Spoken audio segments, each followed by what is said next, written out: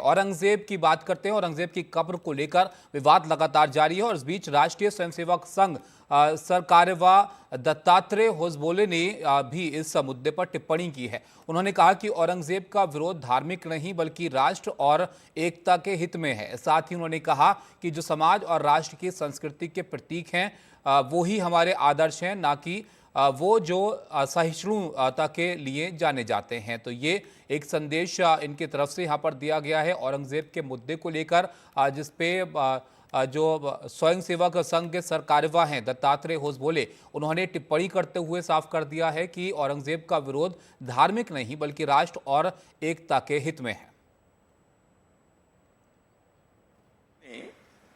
क्या भारत के यहाँ के इथोस के विरुद्ध चले हुए व्यक्ति को उनके नाम से आइकॉन बनाकर चलना है, या भारत के यहाँ के मिट्टी, यहाँ के संस्कृति, यहाँ की परंपरा के साथ जो लोग रहे हैं उनको आइकॉन बनाना है, यह मुद्दा है।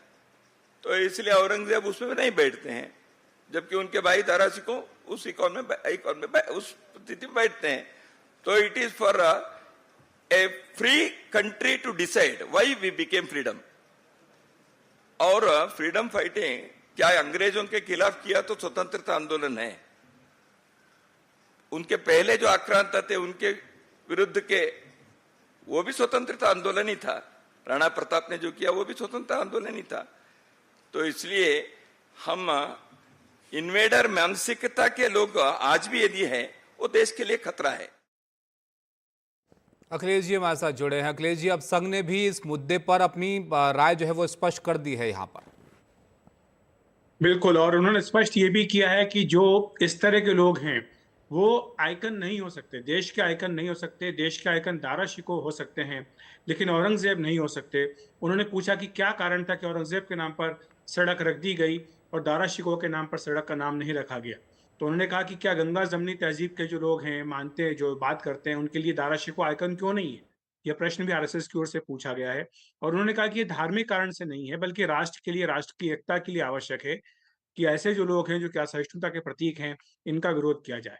आपको बताऊं थोड़ा सा बैकग्राउंड, क्योंकि जो नागपुर में घटनाएं हुई थी और जिस तरह से औरंगजेब की कब्र तोड़ने की मांग उठी और उसके बाद वहां पर विरोध प्रदर्शन के चलते और बाद में जो सांप्रदायिक हिंसा हुई, उसके बाद जब आरएसएस की बैठक शुरू हुई थी तो यह कह दिया गया कि आरएसएस ने यह कह दिया कि औरंगजेब प्रासंगिक नहीं है, बल्कि आरएसएस की ओर से तभी यह स्पष्ट कर दिया गया था कि औरंगजेब व्यक्तिगत तौर पर प्रासंगिक चाहे ना हो, लेकिन औरंगजेब का जो मुद्दा है वो प्रासंगिक है।